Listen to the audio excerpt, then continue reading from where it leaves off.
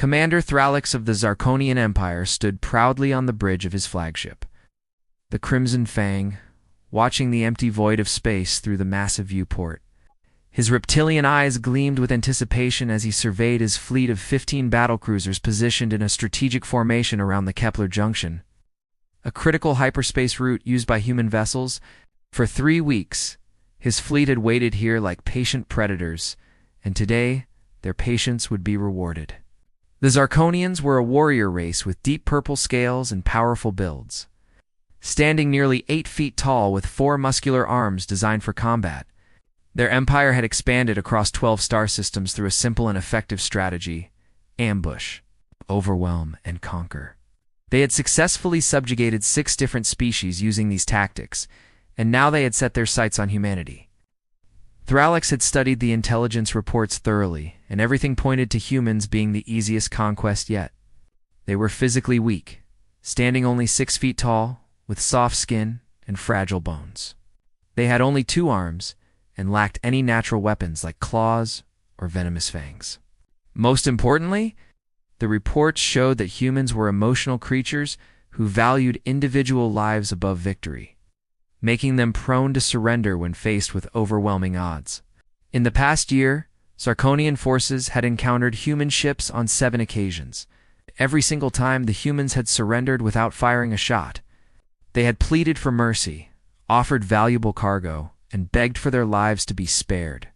This convinced the Zarkonian High Command that humans were cowards who would crumble before military might. Hyperspace signatures detected, announced his sensor officer, Krelvin, his scales brightening with excitement. Single vessel, human configuration, emerging in 30 seconds. Thralix felt a surge of satisfaction flow through his body. Excellent. Transmit our power signature to their sensors. I want them to see exactly what they are facing before we make contact. The space before them rippled and distorted as reality bent to accommodate the incoming vessel. A moment later, a human ship materialized in the center of their trap. It was a medium-sized transport vessel, painted in white and blue colors, with the designation UHS Morningstar visible on its hull. The ship's design was simple and utilitarian, clearly built for cargo transport rather than combat. Its hull showed signs of wear from long voyages, and its shields were generating at minimal power. According to Thralix's tactical display, the Morningstar measured approximately 400 meters in length, making it smaller than even the smallest Zarkonian battlecruiser. The ship carried no visible weapons, no armor plating, and appeared to be exactly what the intelligence reports had described: a defenseless civilian vessel making a routine supply run to one of the human colonies in the outer sectors. Thralix's S-15 battlecruisers moved into a tighter formation, completely surrounding the human vessel. Each Zarkonian ship was over 1,000 meters long, bristling with plasma cannons, missile batteries, and heavy armor plating. The combined firepower of his fleet could reduce a small moon to asteroids. "Open a communication channel," Thralix commanded, settling into his command throne. "Let us see how quickly these humans beg for mercy." The view screen activated, and a human face appeared. It was a female with dark skin, short black hair, and calm brown eyes that showed no trace of fear. She wore a simple gray uniform with captain's insignia on the collar. "This is Captain Maria Chen of the United Human Ship Morningstar," she said in a steady voice. "You've surrounded my vessel without provocation. State your intentions." Thralix was momentarily surprised by her composure. Most species showed immediate signs of panic when confronted by Zarkonian military might. Perhaps she did not yet understand the danger she faced. "I am Commander Thralix of the Zarkonian Imperial Fleet," he announced, making his voice as intimidating as possible. "Your vessel is now the property of the Zarkonian Empire. You will power down your engines, deactivate your shields, and prepare to be boarded. Your crew will be evaluated for usefulness. Resist, and you will be destroyed." He expected to see fear blossom on the human captain's face, perhaps tears or desperate pleading. Instead, Captain Chen's expression remained unchanged. She glanced at something off-screen, then looked back at him. "I see." "Commander, before I respond to your demands, I have a question. Are you familiar with human history?" The question caught Thrax off guard. What does that have to do with your surrender? Humor me, Chen replied calmly. Have you studied Earth's history? Our wars, our conflicts, our evolution as a species? Thrax felt irritation rippling through his scales. I know that humans are weak, emotional creatures who surrender easily when faced with superior force. My intelligence reports show 7 encounters where human vessels gave up without a fight. Captain Chen nodded slowly. Yes, those incidents are well documented. Tell me, Commander, did you ever wonder why those ships surrendered so easily? Because you are cowards, Thrax snarled. Now enough talk. Surrender or die. Captain Chen smiled, and it was not a pleasant expression. Commander, those 7 ships that surrendered to you. They were volunteer crews. They allowed themselves to be captured specifically so they could study your tactics, your technology, and your psychology. Every one of those crews knew they might not survive, but they went anyway because that is what humans do. We sacrifice ourselves to protect others. Thrax felt a chill run down his spine. You lie. No species would willingly sacrifice their people just to gather intelligence. You are wrong, Commander. Let me tell you what humans really are. Chen's voice remained calm, but there was steel beneath her words. We are a species that evolved on a death world. Our planet has massive predators, deadly diseases, extreme weather, and natural disasters that can level cities. We survived by becoming the most dangerous predators on our world. We did not evolve claws, so we made knives. We did not evolve armor, so we made shields. We did not evolve venom, so we made poison. We turned our entire planet into a laboratory for perfecting the art of killing. She leaned forward in her chair. By the time we reached the stars, we had fought thousands of wars against ourselves. We had created weapons that could destroy our entire planet multiple times over. We had studied every possible way that intelligent beings could hurt each other, and we became very, very good at it. So when we encountered other species, we did not stop preparing for war. We simply expanded our knowledge to include new ways of fighting. Thrax wanted to dismiss her words as empty bravado, but something in her tone made him hesitate. You still have no weapons. You are still surrounded by 15 battle cruisers. Your ship is inferior in every way, is it? Captain Chen pressed a button on her console. Immediately, alarms began screaming across every Zarkonian ship. Thrax whirled to face his sensor officer. What is happening? Krelvin's scales had turned pale with shock. Commander, the human ship is changing. Energy readings are spiking across all frequencies. The hull is reconfiguring. I am detecting weapons systems activating. Multiple shield generators coming online. And power signatures that should not be possible from a vessel that size. On the main view screen, Thrax watched in horror as the morning star transformed before his eyes. The worn exterior panels were sliding apart, revealing the true ship beneath. What had appeared to be a simple transport vessel was actually an elaborate disguise. The real ship underneath was sleek, angular, and covered in advanced armor plating. Weapon ports opened along its length, revealing cannons and missile tubes that looked nothing like any technology Thrax had encountered. The hull color shifted from white and blue to a deep matte black that seemed to absorb light itself. Additional sections extended from the main body, increasing the ship's size by half. Energy shields flickered into existence, creating a shimmering barrier around the vessel that made. Thrax's sensors scream warnings about unprecedented power levels. The entire transformation took less than 30 seconds. Where the harmless morning star had been now floated a warship that radiated danger from every surface. Allow me to properly introduce my vessel, Captain, Chen said, her voice cutting through the chaos on Thrax's bridge. This is the United Human Ship Warhammer, Hunter-class destroyer specifically designed to deal with species who think humanity is weak. We have been tracking your fleet for 3 weeks, waiting for you to spring your trap. Congratulations, Commander. You caught us. His mind raced. This had to be a trick, some kind of elaborate bluff. You are still 1 ship against 15. Even with weapons, you cannot hope to defeat my entire fleet. I suggest you surrender now before you are destroyed. Captain Chen's smile widened. Commander, I want to thank you. Your empire has been very helpful. Those 7 crews you captured? They sent us detailed information about your ship designs, your weapon systems, your shield frequencies, and your tactical doctrines. You tortured some of them for information, but you never realized they were giving you false data while learning everything about you. We have spent the past year analyzing your technology and creating weapons specifically designed to counter it. Would you like a demonstration? Before Thralax could respond, the Warhammer fired. A brilliant beam of concentrated energy lanced out from the human ship, so bright it hurt to look at directly. The beam crossed the distance to the nearest Sarkonian battlecruiser, the Talon's Reach, in less than a second. It struck the ship's shields, and instead of being absorbed or deflected, the beam simply passed through as if the shields were not there. The energy tore into the Talon's Reach hull, cutting through the heavy armor plating like it was paper. The beam carved a path from the ship's bow to its stern, severing critical systems and rupturing power conduits.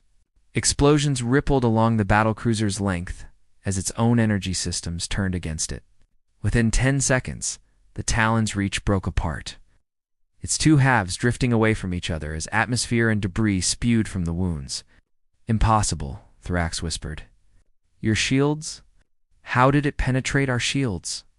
"We analyzed the harmonic frequency of Zarkonian's shield technology," Captain Chen explained calmly. "Our weapons are phase-tuned to pass through your defenses as if they do not exist. Commander, your shields are useless against us. It's all ships, open fire." Thralax roared, "Destroy that vessel now." The 14 remaining Zarkonian battlecruisers unleashed a devastating barrage. Hundreds of plasma bolts, missiles, and kinetic rounds streaked toward the Warhammer from all directions. The combined firepower was enough to vaporize a small asteroid. Thralax watched, certain that no ship could survive such an assault. The weapons struck the Warhammer's shields and simply vanished. The shimmering barrier around the human ship absorbed every shot without even flickering. When the barrage ended, the Warhammer floated in the center of the formation completely undamaged. "Our turn," Captain Chen said quietly. The Warhammer began firing in earnest.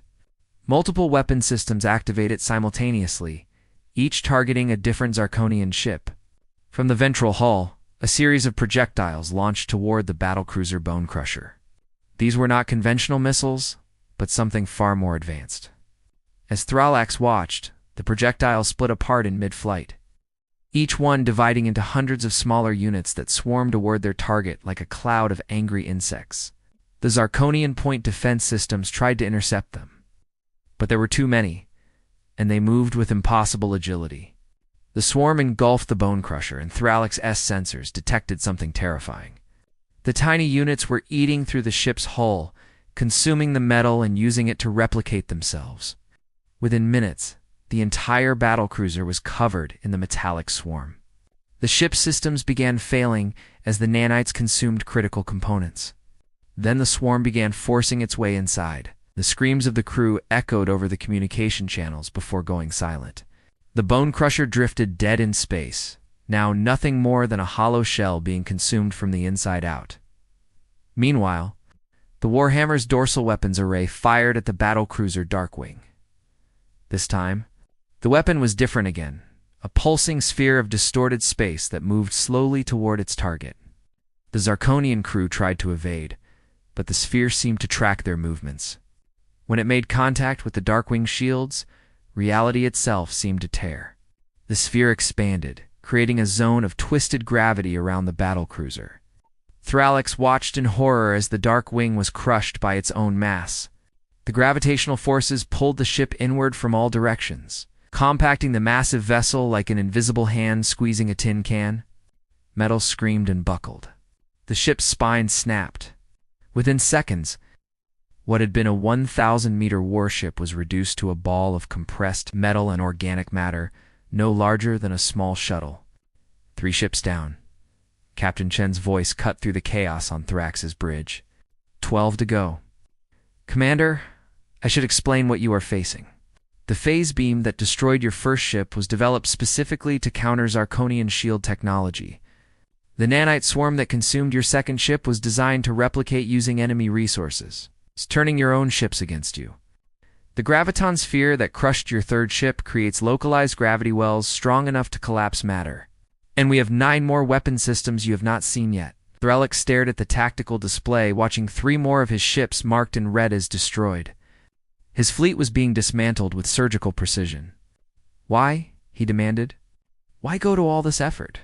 Why not just avoid us? Because, Commander, you attacked human colonies. 6 months ago, your fleet destroyed the settlement at New Terra. 5,000 civilians died there, including children, families, and elderly people who had never hurt anyone. You bombarded them from orbit and left no survivors. Did you think we would forget that? Did you think we would forgive it? Captain Chen's calm demeanor cracked slightly, revealing cold fury beneath. That colony refused to submit to Zarkonian rule, Threlix said, trying to defend his actions, even as another of his ships exploded on the tactical display. They were given the chance to surrender. They were farmers, commander, teachers, doctors. They had no weapons, no military, no way to threaten you. You killed them because you could, because you wanted to send a message to other human colonies. Well, message received. Now let me send you a message in return. The Warhammer fired again, and this time 4 ships were targeted simultaneously. Different weapons, different effects, but the same result: total destruction. The battlecruiser Stormbreaker was hit by what appeared to be a beam of pure darkness. Where the beam touched, matter simply ceased to exist, erased from reality. A perfect cylindrical hole appeared through the center of the ship, and then the surrounding structure collapsed inward, as if trying to fill the void. The Star Render was struck by a missile that phased through its hull without leaving a mark. Seconds later, the ship's reactor went critical. The entire vessel exploded from within, suggesting that the missile had materialized inside the reactor core itself. The Void, Talon, and Crimson Death, flying in close formation, were both caught by a spreading web of energy that connected them. The energy conducted through both ship systems, overloading every electrical component simultaneously. Both battlecruisers went dark, their crews dead from massive electrical overload, before they even knew what happened. 8 ships destroyed, Captain Chen announced. 7 remaining. Commander Threlix, I will make you the same offer you made to me. Surrender now, and you might survive this. Threlix's scales had turned completely pale. His proud fleet was being butchered by a single ship, but Zarkonian warriors did not surrender. All remaining ships rammed the human vessel. If we cannot destroy it with weapons, we will crush it with our mass. The 7 surviving battlecruisers turned toward the Warhammer and engaged their engines at maximum power. Each ship was over 1,000 meters of armored metal accelerating to combat speed. If they all struck simultaneously, surely even the human shields could not withstand the combined impact. Captain Chen did not seem concerned. Deploying spatial anchors, she said calmly.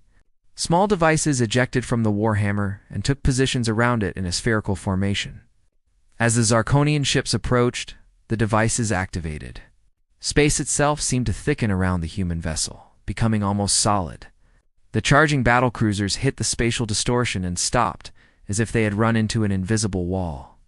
Their momentum was absorbed by the distorted space, dissipating harmlessly, but the sudden stop created massive stress on the ship's structures.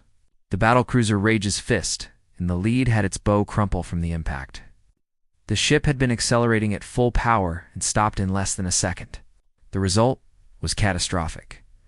The front third of the ship compressed like an accordion, while the rear sections continued forward, tearing the vessel apart from internal stress. 2 more ships collided with each other in the sudden stop, their hulls crushing together in a twisted embrace of metal. A 4th ship's engines still firing at full power despite the ship being stopped, overloaded and exploded, gutting the vessel from the stern forward. In less than 30 seconds, 4 more battlecruisers were destroyed or disabled. Only 3 remained: Threlix's flagship, the Crimson Fang, and 2 other heavily damaged vessels. You have 3 ships left, Commander, Captain Chen said. Your entire ambush fleet has been reduced to scrap in less than 15 minutes, and we have not taken a single point of damage. Do you understand now? This was not a battle. This was an execution. Commander Thralax stood frozen on his bridge, surrounded by sparking consoles and the acrid smell of burning electronics. The tactical display that moments ago had shown 15 battlecruisers in perfect formation now showed only 3 functional vessels floating amidst a debris field of destroyed ships. His crew members stared at their stations with pale scales, their confident battle demeanor shattered by the systematic destruction they had just witnessed. The Crimson Fang shuddered as a piece of debris from the Rage's fist bounced off its shields. Thralax could see bodies floating past the viewport. Zarkonian warriors who minutes ago had been confident in their victory, now reduced to frozen corpses drifting in the void. His forearms trembled with a mixture of rage and fear, 2 emotions he had rarely felt in his 40 years of military service. "Commander, the Shadow Striker and Death's Wing are requesting orders," his communication officer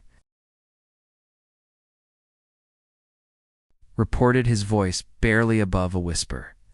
Both ships were damaged, their shields flickering and their weapon systems compromised.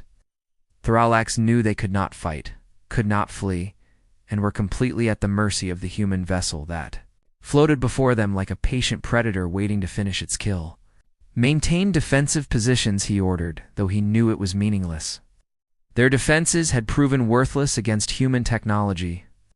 He turned back to the view screen where Captain Chen watched him with those calm, analytical human eyes that held no anger, no joy, just cold professional assessment. "Commander," she began, "I believe you are beginning to understand your situation. Your fleet is destroyed. Your weapons cannot harm us. Your shields cannot protect you. And your Empire's intelligence was catastrophically wrong about humanity." Thralax wanted to roar defiance, to order a final glorious charge. But his tactical training overrode his emotional response. He was defeated, and continuing to fight would only result in the complete annihilation of his remaining crews. "What do you want?" he asked. The words tasting like poison. Captain Chen leaned back in her chair, and for the first time since the battle began, Thralax could see other humans working on her bridge behind her. They moved with calm efficiency, monitoring systems and running calculations as if they had just completed a routine patrol rather than destroyed a fleet. Their composure was perhaps more frightening than their weapons. "I want you to understand what really happened here today, Commander," Chen replied. "You ambushed what you thought was a defenseless cargo ship. You expected us to beg and surrender, because that is what humans have done in your previous encounters. You believed we were weak because we showed emotion and valued life. Every assumption was carefully constructed by human intelligence services over the past year." She pulled up a holographic display that showed footage of the 7 previous encounters between Zarkonian and human ships. Thralax watched as human captains surrendered quickly, offering no resistance. "These captains and crews were volunteers from our Special Operations Division," Chen explained. "Each person knew they were likely going to be captured, interrogated, possibly tortured, or killed. They went anyway because they understood something fundamental about humanity. We are very good at long-term planning, and we are willing to make sacrifices today to ensure victory tomorrow." The display shifted to show the interior of Zarkonian prison facilities where human captives were held. Thralax recognized some of the locations from intelligence reports. While your interrogators were asking questions, our people were observing everything. Ship layouts, security protocols, weapon specifications, shield frequencies, tactical, doctrines, command structures, and psychological profiles of your officers. They transmitted this information to Earth using quantum-entangled communication devices hidden in their bodies. Devices your medical scans could not detect because you did not know to look for quantum signatures. Thralax felt his stomach churn. "You sacrificed your own people just to study us?" "Yes," Chen replied simply. "Because you attacked New Terra, because you murdered 5,000 civilians. Because we knew you would not stop with one colony. We needed to understand you completely, so that when we responded, the response would be overwhelming and permanent."